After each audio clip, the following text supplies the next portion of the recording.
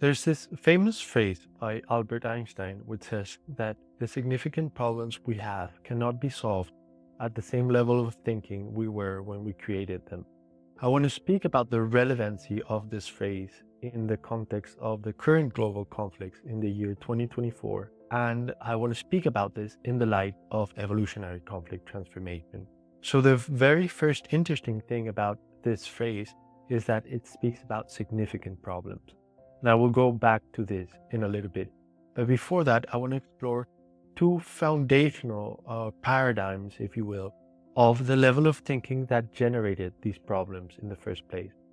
So the first one, I would say that it is the conception of the existence of a particular individual well-being isolated from a whole.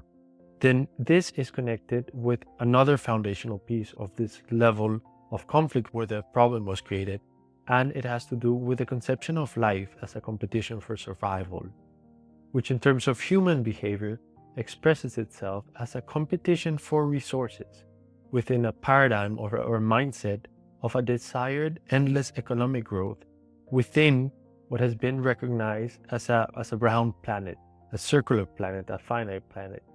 And these two things express themselves in the reality of nations as the governing forces, and nations which are based on the industrialized logics from which they emerge. If we see the forming of nations, they all formed within this general epoch of industrialization, and they are conceived as the administrative bodies for the exploitation of the earth. So we could say that nations built on this industrialized mindset and fed with the growth hormones, if you will, of fossil fuels, might be the representation of the cusp of our adolescence as species.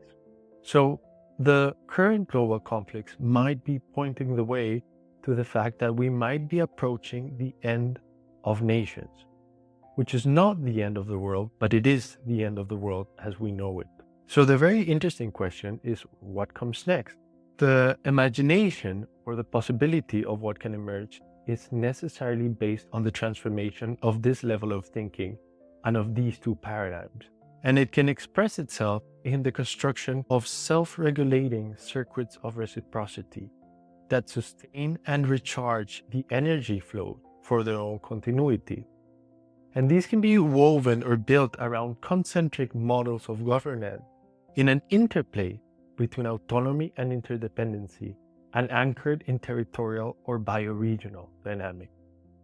So this structural coherence can have the possibility to liberate energy that can allow us humans to fulfill the ecological or biological role that we have for the sake of all species, thus ending our human adolescence in terms of species development and entering a mature role as a species who can understand its own death and put its power to the service of the greater whole. Everywhere in the world, I'd say, there are these cooperative patterns that are emerging within these terms. Now, embodying these patterns through our immediate relationships and scaling its impact through a process of adaptive response and organic development is the way through which these patterns can grow in scale and capacity.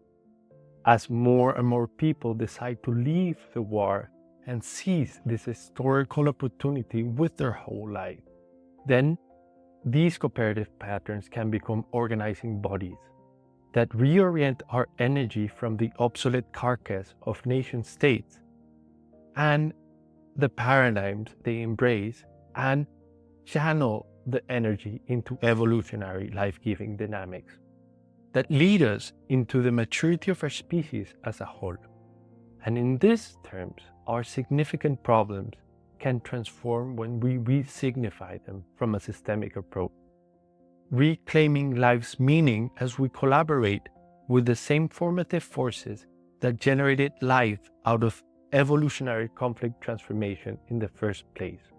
This is the invitation that comes out of the evolutionary conflict transformation mindset for our current moment in the world.